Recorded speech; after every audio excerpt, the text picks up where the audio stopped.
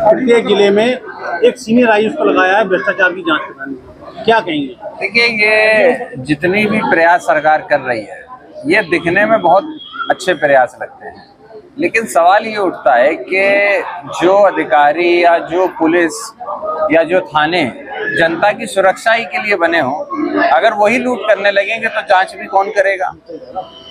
आज सरकार प्रदेश की और मुख्यमंत्री जी लगातार ये जनता को दिखाना चाहते हैं हम भ्रष्टाचार के खिलाफ, लेकिन उन्हीं की सरकार में कितने बड़े बड़े भ्रष्टाचार प्रदेश के अंदर हो रहे हैं, कितने बड़े बड़े अधिकारी, उनकी नाक के नीचे के अधिकारी किस तरीके के भ्रष्टाचार में लिप्त हो रहे हैं, फंस रहे हैं, फरार हो रहे हैं।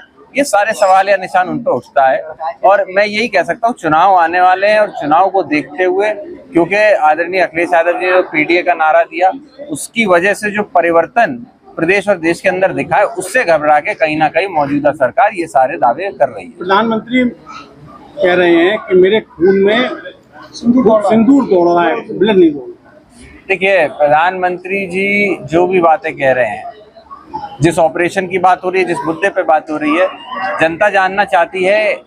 शुरुआत से शुरू करें तो कहाँ पे सरकार की या प्रशासन की क्या क्या चूकें रही हैं। आज जो मुख्य सवाल है उनका जवाब नहीं दे रहे हैं प्रधानमंत्री जी, इधर उधर की बात कर रहे हैं।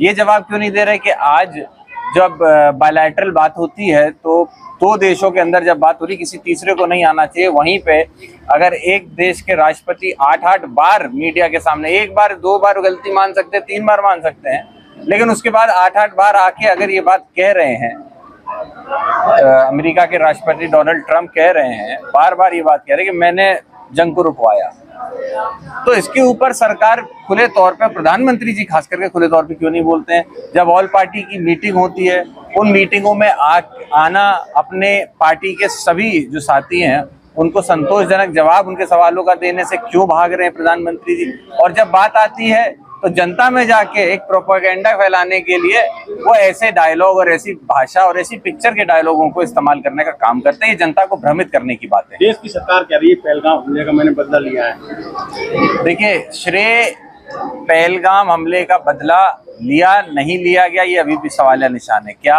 हम आपसे पूछना चाहते हैं, आपके माध्यम से पूछना चाहते हैं, क्या सारे आतंकवादी पकड़े गए जिन्होंने वहां पे बर्बरता से बेकसूर लोगों की जान ली थी? नहीं पकड़े गए हैं। क्या चूक सरकार ने, प्रशासन ने, या जिनकी भी चूक रही इस हमले के पीछे, क्या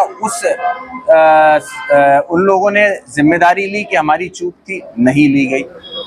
जिम्मेदारियां कोई कहीं नहीं ले रहा है, श्रेय सबको लेना है, और श्रेय सिर्फ और सिर्फ भारत की, इस देश की सेना को, और वो सभी हमारे जाबाज सिपाही जो लड़े हैं, अपने देश के बेकसूर लोगों की जान जिनके गई, उनके बदले के लिए लड़े हैं, उनको श्रेय जाता है। इसका श्रेय ना ही किसी सरकार, ना ही किसी पार्टी को, सीधे तौर पे देश के हमारे जितने जाबाज सिपाही थे उनको जाता है। केंद्र की सरकार जो है ऑपरेशन सिंदूर को सफल मानती हुई तिरंगा यात्रा निकाली, किस तरीके से देखते हैं आप? देखिए, तिरंगा, अगेन वही बात कहूंगा, ये सब पूरी तरीके से पब्लिसाइज करने का प्रयास है, श्रेय लेने का प्रयास है। जनता भारतीय जनता पार्टी के मंसूबों को समझ चुकी है, जान चुकी है कि भ्रमित करो और एजेंडे से भटकाइए और राजनीति करिए, इसके अलावा कोई उनका एजेंडा नहीं रहेगा। रामजीलाल सुमन को एमएलए कोर्ट से राहत मिली जी, रामजीलाल सुमन जी को एमएलए कोर्ट से राहत मिली है। उन्होंने बताया कि उन्होंने इतिहास था उसका पालन किया।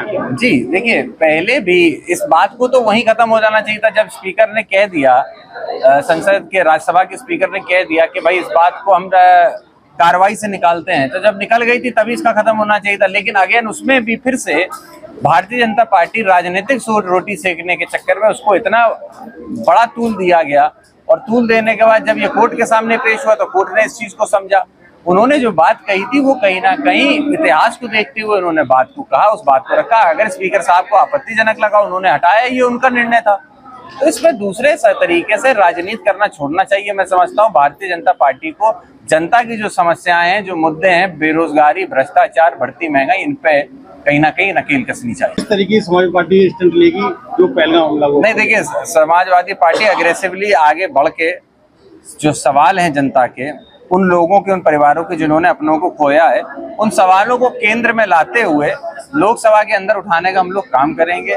साथ ही हम लोग प्रयास ये भी करेंगे कि जो विदेश नीति है हमारी, उसको लेकर के भी स्पष्टता सरकार बात करे, क्योंकि जहां अब ऐसे हमले होते हैं वहां पे अपने देश के साथ जहां बोला जाता था कि पूरे दूसरे दुनिया के देश हम लोगों का लोहा मानने लगे, जब ऐसी घटना होती है तो कितने देश अपने साथ, इंडिया के साथ, भारत देश के साथ खड़े दिखाई दिए। कितने लोगों ने या कितने देश के प्रतिनिधियों ने सामने आके इस बात को कहा कि हम भारत देश के साथ है। ये भी एक आत्मचिंतन करने का वक्त होगा। तो मैं समझता हूँ इन मुद्दों को हम लोग लोकसभा में उठाने का काम। राष्ट्रीय अध्यक्ष समाजवादी पार्टी के छिबरामऊ का एक मामला है कि एक महिला की मौत हुई अस्पताल में, उसका बवाल हुआ। देखिए वहाँ पे भी वही है। उसके बाद अभी बदायूं के अंदर भी हमारे यहाँ पे स्थिति खराब हुई थी, एक एम्बुलेंस की सेवा थी, वो नहीं पहुंच पाई, महिला वहीं पे खत्म हो गई। तो ये सारी चीजें सरकार को देखनी चाहिए। मैं समझता हूँ विपक्ष में रहते हुए हम लोग इन चीजों को उठा सकते हैं, लेकिन इन पे कार्रवाई होनी नहीं होनी ये सरकार करनी है।